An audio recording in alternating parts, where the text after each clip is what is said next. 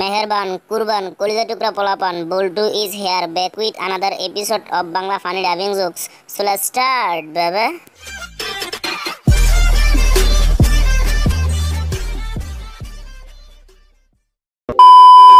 আচ্ছা দোস্ত, শুনলাম তুই নাকি মাজারে গিয়েছিলি।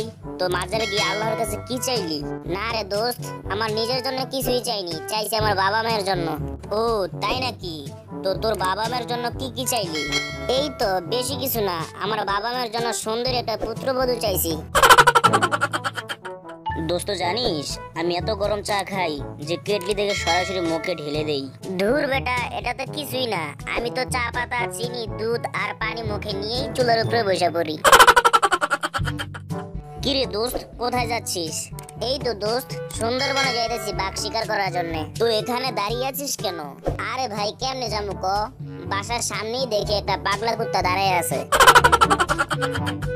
আচ্ছা বল্টু, বলতো ভারতের চেন্নাই নামক স্থানটির নামকরণ কিভাবে হলো? স্যার, ওইখানকার মানুষের লুঙ্গি পরতো, আর লুঙ্গিতে তো চেন্নাই, তাই ওখানকার নাম চেন্নাই। ডাক্তার সাহেব আমারে বাঁচান। কি হয়েছে আপনার? আমার পেটের খুব সমস্যা। তো আপনার পায়খানা কেমন? গরিব মানুষ, পায়খানার কেমন হবে, তিন পাশে চটের বস্তা দিয়ে ঘেরা।